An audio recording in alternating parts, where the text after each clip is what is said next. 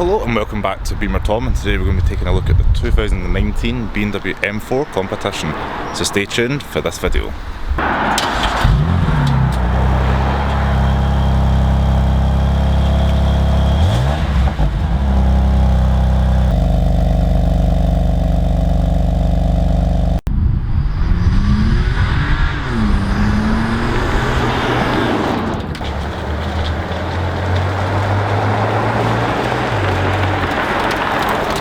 So if we start off with the front of the BMW M4, for those who may not know, this is the top of the range in terms of trim and spec for the 4 Series. So the M4 stands alone from the likes of a 420D, 440i, etc. So to make it differentiate, we've got wider fenders on the sides of the car. We've got a more aggressive bumper. As you can see, we've got a lot of intakes down here on the front of the rear of the bumper, the front and the bottom of the bumper. We have double stratted kidney grills with the M4 logo present there. Move around to the side of the car.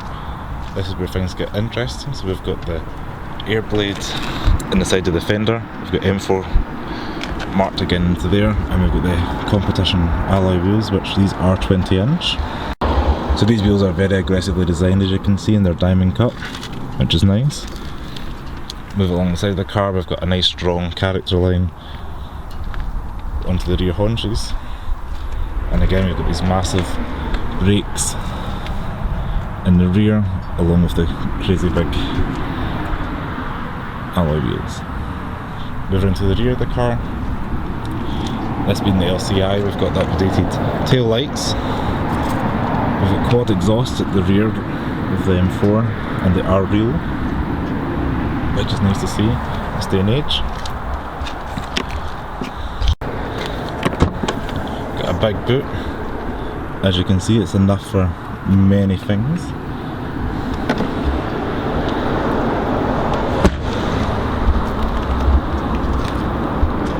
If you look at the roof of the car, we've got a carbon fibre roof,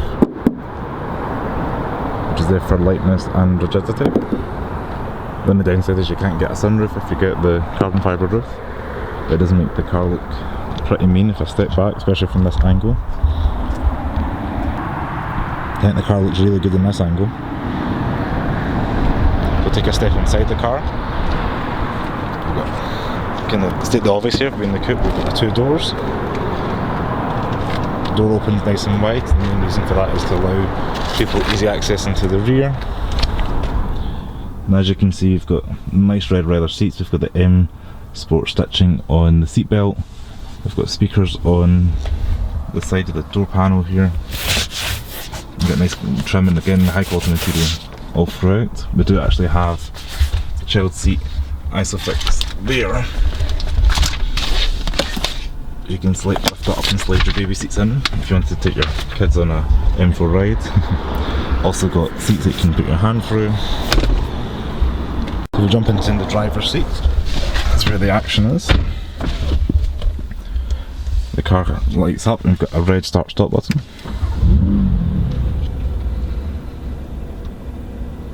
And the car comes to life. The traditional BMW styling in here of the F generation. We've got carbon fibre woven into the top trim here. We've got carbon fibre down in the centre console here. We've got BMW's last generation iDrive, which is no bad thing. We've got a nice rotary wheel, and it is touchscreen as well, so you can jump around anything that you might need. You can hit media, etc. You've got this BMW redundant system here for heat and cold, and you can turn this as well down here for your knobs to set the temperature you want. But I have found you have to turn this. See, if you want it hot, that has to be hot as well to get the hot air through. Down here we've got some cup holders, which are nice and large. Down here the Eco Pro and Comfort mode has been exchanged for individual driving settings, so that's for your throttle, which you can go through to Sport Plus. Your suspension settings, again you can have that in Sport Plus, then to Comfort, and then your handling again comes up on the LCD screen there, so you can cycle through what you fancy. Got your parking sensors there that pop up in the middle of the iDrive system, just like a normal BMW. Here we've got the funny M shifter. So hit left for drive, hit it once again for sports, left for neutral, and all the way forward and left for reverse. There is no park button in this, so to have it in park you have to leave it in reverse and then push start stop to turn the car off. We've got a nice M Sport steering wheel. We've got the red and blue stitching throughout the steering wheel. And the main thing to take away is this: we've got the M1 and M2 modes. These are customizable modes, so if you could have M1 for your comfort and economy driving, for example, for everyday use, and M2 you can push that and it can be the hardest setting. And as you can see up here, if I zoom in, the LCD, as you can see up here, the HUD changes. So if I hit L1, M1, you get this kind of more standard, and if I push it into maximum race mode you get the tachometer across there. So that's quite cool. The dials themselves are quite nice, traditional BMW. They're not the latest ones with the anti-clockwise rev counter, however they're nice and easy to read. It's got a blend of the digital display down at the bottom along with analog gauges at the top, lit in grey, and we've got the lights here on the right hand side. Fuel gauge on the left, and on the right we've got your temperature gauge. Cycle through and you can see your miles for fuel, miles to a gallon, etc. Quite handy to leave it in range because it does drink a lot of fuel. Over on the right we've just got your standard lighting controls, full beam, side beam, all the way to the left for automatic. Fog lights, instrument brightness, got your Harman Kardon sound system there.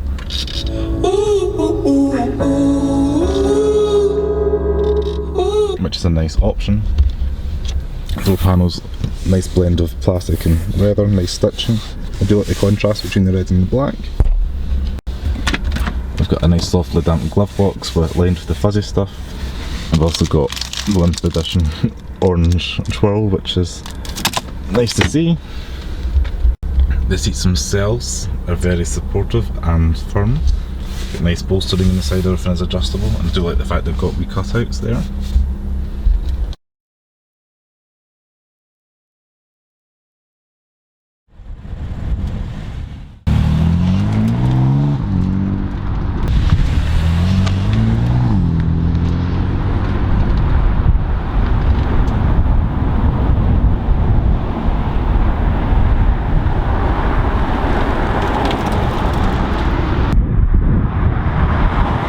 Hopefully you guys enjoyed the video on the BMW.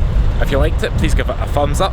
Don't forget to share with your friends. Give the video a comment if you have any questions about the car or anything you want to add. And don't forget to check us out on Instagram, Facebook and Twitter. Thanks very much for watching. Ciao!